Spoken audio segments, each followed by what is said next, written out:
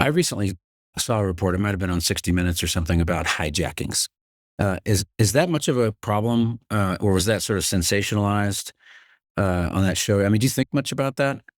I don't really think too much about being hijacked. I mean, there are bad areas to go to. You know, West Memphis. I can think of right off the top of my head is it's not a very safe place. Some truck stops, but you just go to the places that you know is safe. But you can get hijacked anywhere you go. But you don't really hear too much about it as a driver. Then there's a lot of tracking systems on your trailers and that sort of thing that would make it. Yeah. Yeah, there's GPS trackers on the truck. There's GPS trackers on the trailers. So yeah, I mean, you'd have to be pretty smart to be able to disable it to be able to steal it. Yeah, it sounds like it's more of a high-tech crime now than a low-tech crime because you have to be able Yeah, to deal with the I mean, technology. Yeah. to me, it's harder to steal an 80-foot truck than it is a little bitty Honda Civic. Yeah. I think you're. Yeah, but who'd want a little bitty Honda Civic? Yeah. That's amazing. Back to the risk thing. Do you have a story from your time on the road that can capture some of the risk that most non-drivers might ever think about? Can you think of a specific example from your experience? I can't think of a specific one. We take risks every day on just trying to be safe. You see cars, like I said, cut you off. That I've seen they that just a lot. they can't miss that exit, even though you're 200 feet away from the exit. They want to go across 3 or 4 lanes of traffic just to hit it. So I mean, that's what I see every day.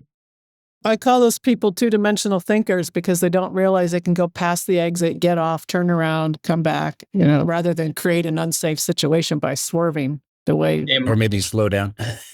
It might ruin their day by adding 5 minutes onto their day. I know. It'd be safer. Yeah. It'd ruin their day a lot more if they got run over by an 80,000-pound truck. The problem would be is if I hit them, it's my fault, even though they did something dumb. Yeah, because you're behind. Can't win that one. The one behind is always at fault. Mm-hmm. I'm curious. You talked about driving for 12 hours. That's I've done that once 11. or twice. 11 hours. I've done that once or twice, and it gets kind of old. and in terms of especially if it's flat terrain and all that kind of stuff. So how do you go about keeping yourself occupied, other than obviously keeping your eyes on the road and paying really close attention to what you're doing? But do you have a TV going in the corner, or is there music? What do you like to do to kind of keep yourself energized? Sirius XM radio. So I listen to music while I'm driving. I've got my Bluetooth headset. So there's other drivers that you kind of talk to and all that, but you got to keep it to a minimum because think safety.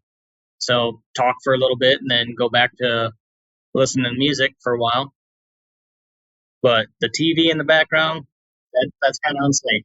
Yeah. I was kind of hoping you'd say, I listen to the Adrenaline Zone all the way across the country, and I've gotten so much out of your podcast. Maybe on future trips.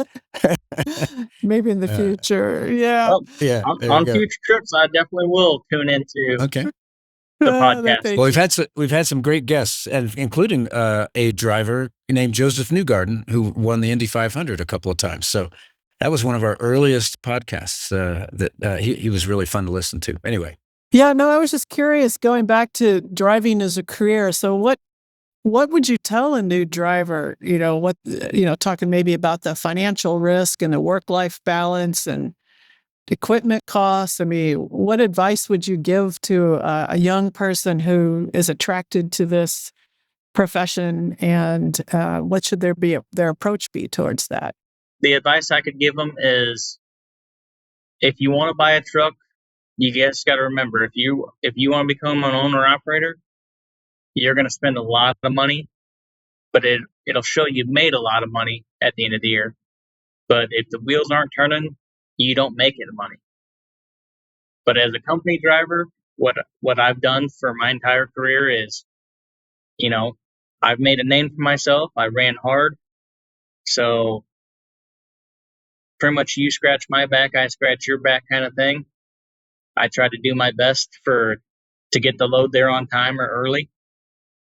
There's weather and traffic accidents, things that are out of my control. But as long as you work hard, trucking is a good reward. It gets lonely, but you just got to weigh your home time versus work time. 2 questions. Are you paid by the mile or the hour?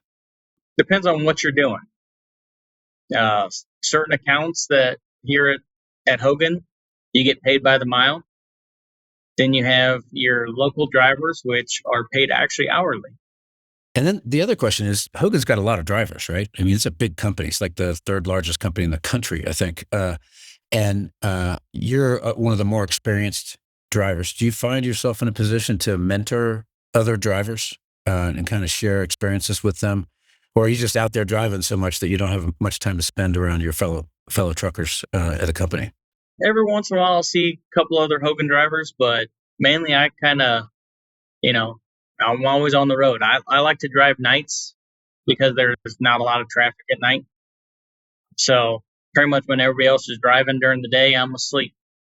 So if I see other drivers, I'll sit there and talk to them on the radio or at the truck stop, say hi and, introduce myself and just have a good time, try to help each other out. Is that pretty common that people prefer to drive at night? That's my preference. I couldn't speak on, every driver. I know refrigerated freight, mainly they work at night. They're, especially out in California, the produce section, the farm workers are out there picking it during the day and they load it in the afternoon. And then it just all depends on the time of day that you can get loaded. How much is the trend towards self-driving cars going to affect your job, do you think? Or will it? The self-driving car or self-driving semi-trucks like the Tesla truck and all that, I don't know how much that's going to affect us. It's probably going to affect it to a certain extent, but I don't see it actually coming online for quite a few more years, just because they're still in the testing phase of it. There's some trucks that are out there that I know they're run out in the middle of nowhere in Texas, where they're pretty much all automated, but they still have a driver in it. Because you just never know what could happen. You never know when that computer is going to go down and someone's going to have to be behind that wheel. Or you get some random car person doing something unpredicted that the sensors and the control system can't react to fast enough. Yeah. Yes, I do agree with that. Well, we're getting close to the end of our time, but I did want to ask you, what would you say is the one thing that most Americans don't really understand about truckers and trucking that they probably should? They probably don't realize some of the sophistication of the job that you go through, but I'm curious, how would you answer that question? With something that people don't really understand about the trucker is, I would say, the dedication that we put into making sure you get the goods that you want to buy. We're out here missing birthdays, anniversaries, holidays. We're out here missing that stuff. Spending time with the family just so the freight gets to where it needs to be. Yeah, it's something we take for granted, right? Mm-hmm. You go to, I would say that, go to the store and we've got, I remember taking a Russian pilot who had defected to an Albertsons grocery store to show him like American culture. And he went, yeah, sure. You just made this up for me.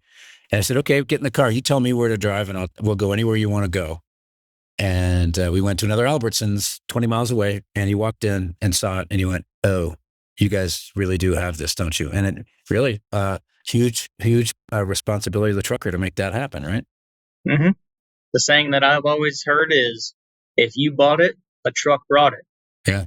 Oh, yeah. Good. That's a good one. Yeah. That's a good leave it line with our listeners to maybe think a little bit more carefully when they're on the road driving around trucks and being a little more appreciative and and helpful to keep the trucks safe as they're delivering things that they, the consumer, want. So, Josh, I really appreciate you being with us today. Thanks for what you do, keeping those wheels turning and keeping logistics strong in our country. And thanks for being safe. And maybe we'll see you out there in one of those big blue Hogan trucks one day. And I'll wave at you and you can honk at me. Hope so. I'll give you the big horn. I promise to give you a wide margin. Yeah, we'll be the ones driving safely around you. Yeah, that's right.